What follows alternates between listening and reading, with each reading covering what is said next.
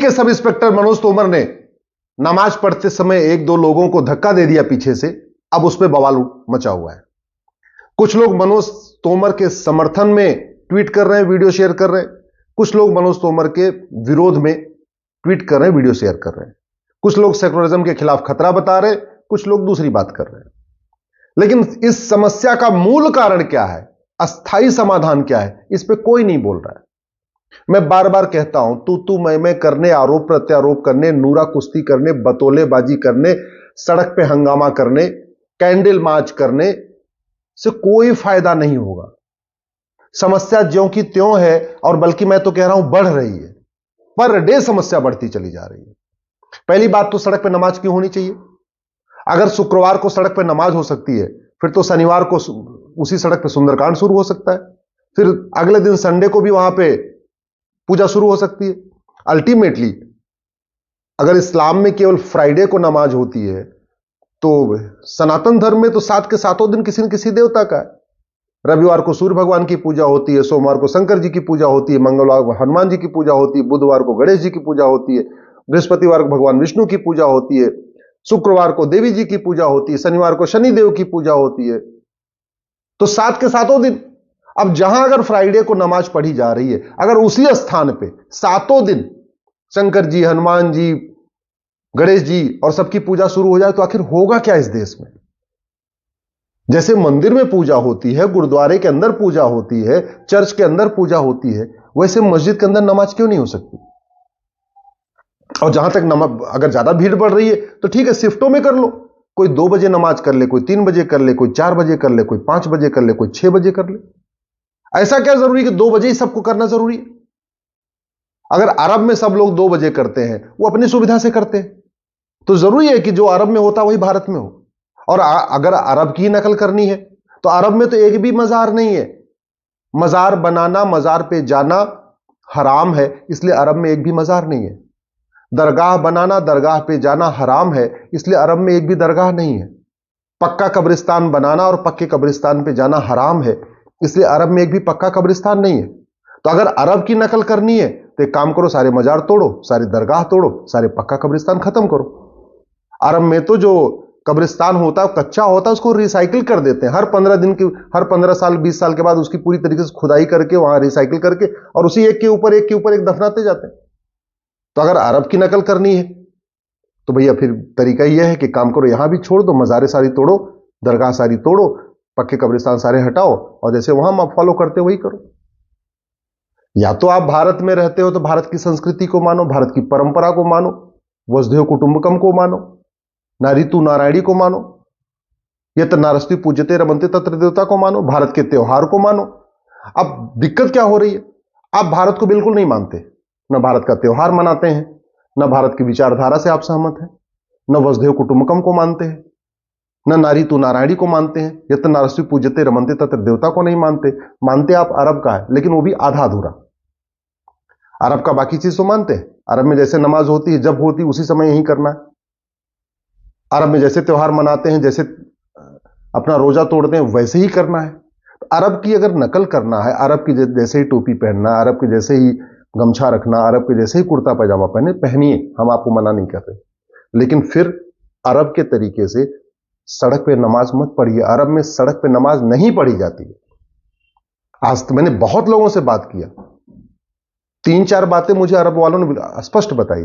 पहली बात, अरब में मजार नहीं है, अरब में दरगाह नहीं है, अरब में पक्का कब्रिस्तान नहीं है। दूसरी बात, अरब में मस्जिद के बाहर नमाज पढ़ी ही नहीं जाती। तो फिर वो फॉलो करिए। लेकिन इसका जो समाधान है, जो मैं पिछले 3-4 दिन से सोशल मीडिया पर देख रहा हूं, ये समाधान नहीं है। कैंडल मार्च कर देंगे, ये कर देंगे, वो कर देंगे, ट्विटर पर वीडियो शेयर कर देंगे, भैया ये समाधान नहीं है। समाधान है कठोर कानून। अगर आप व्यवस्था क्रिएट करेंगे, लॉ एंड ऑर्डर क्रिएट करेंगे, आपको कठोर दंड मिलेगा। इसके लिए कानून बनाना पड़ेगा। अगर आप सड़क के किनारे अवैध निर्माण करेंगे, आपको 100% प्रॉपर्टी जब्त होगी, आपकी नागरिकता भी खत्म होगी, और आपको 10 से 20 साल की सजा मिलेगी। ऐसा कानून बनाना पड़ेगा।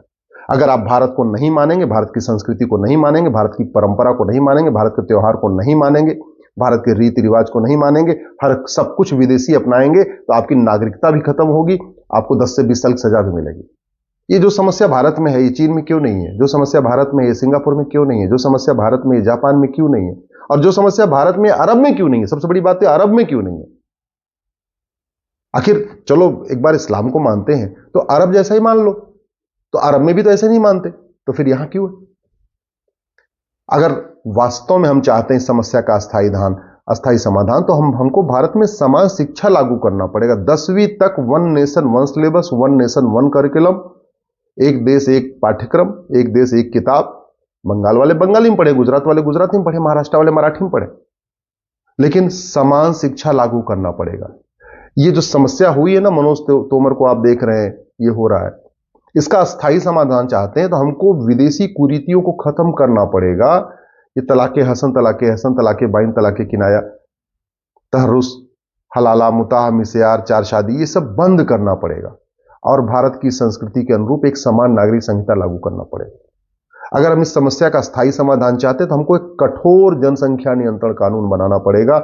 जो हम दो हमारे दो मानेगा, वो उसको भारत की नागरिकता मिलेगी। जो हम दो हमारे दो नहीं मानेगा, उसकी नागरिकता भी खत्म होगी, 10 से 20 साल की सजा भी होगी और 100% प्रॉपर्टी जब्त होगी। तब जाके जनसंख्या नियंत्रण आराम से हो जाएगा, सब मानेंगे जैसे चीन में मानते हैं।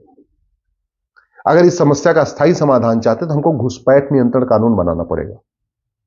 घुसपैठ तब रुकेगी जब घुसपैठियों, उनके मददगार नेताओं और घूसखोर कर्मचारियों को, जो पैसा लेके घुसपैठियों का आधार बनाते हैं, राशन कार्ड बनाते हैं, वोटर आईडी बनाते हैं, ड्राइविंग लाइसेंस बनाते हैं, पासपोर्ट बनाते हैं, वोटर आईडी, सब कुछ, डोमिसाइल सर्टिफिकेट बनाते हैं, उनकी 100% प्रॉपर्टी जब्त करने, सिटीजनशिप खत्म करने और 20 से 50 साल की सजा देने के लिए कानून बनाना पड़ेगा। जब तक घूसखोरी नहीं रुकेगी ना, तो तक घुसपैठ रुक ही नहीं सकती। घुसपैठी वहां बॉर्डर पे 2000 रुपए देके आते हैं, अंदर आते हैं, 2000 में राशन कार्ड, 2000 में बर्थ सर्टिफिकेट, 2000 में डोमिसाइल सर्टिफिकेट, 3-4 हजार रुपए में ड्राइविंग लाइसेंस, 10 हजार रुपए में पासपोर्ट, सब बनवा लेते हैं पैसा दे देके। तो जब तक भ्रष्टाचार नहीं रुकेगा तब तक घुसपैठ नहीं रुकेगी। घुसपैठ हमारे लिए खतरा है, उसको रोकने के लिए हमारे पास कठोर कानून नहीं।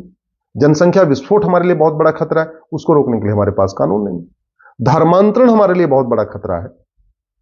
9 राज्यों से खत्म हो गए आजादी के बाद, 200 जिलों से खत्म हो गए, 900 तहसीलों से खत्म हो गए। 9 राज्यों से, 200 जिलों से, 900 और तहसीलों से खत्म हो चुके हैं। डेमोग्राफी बदल चुकी है। इसके बावजूद धर्मांतरण के खिलाफ हमारे पास कानून नहीं। जो आदमी विदेशी पंथ में कन्वर्जन कराए, 2 तरीके के रिलीजन है, एक भारतीय रिलीजन, एक विदेशी रिलीजन। भारतीय रिलीजन मतलब जैन, बौद्ध, सिख, हिंदू, ये भारत, इनकी शुरुआत भारत में हुई। विदेशी रिलीजन क्या है?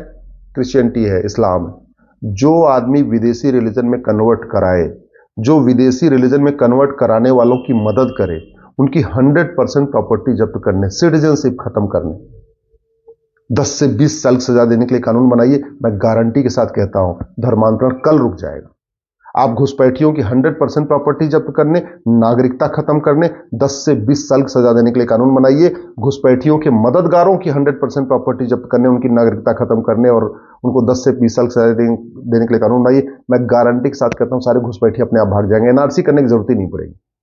सारे घुसपैठी अपने आप छोड़ छोड़ के भाग जाएंगे। केवल उनको 3 महीने का टाइम दे दिया जाए, भैया 3 महीने बाद जो पकड़ा जाएगा, सिटीजनशिप भी खत्म होगी, नागरिकता भी खत्म होगी और 10 से 20 साल जेल में रहना पड़ेगा, अपने आप भाग जाएगा। अगर हम वास्तव में चाहते हैं कि ये जो समस्या हुई है दिल्ली में, ये रुके, तो हमें भारत में जस्टिस विद इन ईयर लागू करना पड़ेगा। 1 साल के अंदर सजा मिलेगी, मतलब कानून कठोर हो और सजा 1 साल में मिले। वो तभी हो सकता है जब भारत में ये जो घटिया कानूनों का मकड़जाल चल रहा है ना, 50 कानूनों का मकड़जाल, घूसखोरी का अलग कानून, जमाखोरी का अलग कानून, मिलावटखोरी का अलग कानून, कालाबाजारी का अलग कानून, नशा तस्करी का अलग कानून, मानव तस्करी का अलग कानून, सोना तस्करी का अलग कानून, आतंकवाद का अलग कानून, अलगाववाद का अलग कानून, कट्टरवाद अलग कानून, जिहाद अलग कानून, मजहबी उन्माद, ये घटिया कानून फेंकना पड़ेगा उठा उठा के। हमको अमेरिका के फेडरल पिनल कोड जैसा one nation one penal code बनाना पड़ेगा, one nation one police code बनाना पड़ेगा, जुडिशियल चार्टर लागू करना पड़ेगा, पुलिस चार्टर लागू करना पड़ेगा। 1 घंटे के अंदर एफआईआर हो, 1 महीने के अंदर जांच पूरी हो, एक हफ्ते पे तारीख लगे और साल भर के अंदर फैसला हो। ये व्यवस्था लागू करना पड़ेगा। इसके बिना कुछ नहीं होगा। नहीं तो याद रखिए, 1947 में भी दुकान, मकान, घर, परिवार सब कुछ छोड़ के भागे थे, और अगर कानून नहीं बदला तो 25 साल के बाद फिर सब छोड़ के भागना पड़ेगा। आज के नेता 25 साल के बाद आपको बचाने नहीं आएंगे। आज के अभिनेता, आज के लेखक, आज के बुद्धिजीवी, आज के पत्रकार, आज के कलमकार, आज के महामंडलेश्वर, आज के मठाधीश, आज के कथावाचक, आज के भागवत कथावाचक, ये जिनके भरोसे आप बैठे हुए, ये 25 साल के बाद आपके बच्चों को बचाने नहीं आएंगे। लेकिन जिन कानूनों की बात मैं कर रहा हूं, अगर ये कानून बना दिए गए तो 25 साल तो छोड़िए, अगले 500 साल तक आपका परिवार सुरक्षित रहेगा, आपके नाती पोते भी सुरक्षित रहेंगे।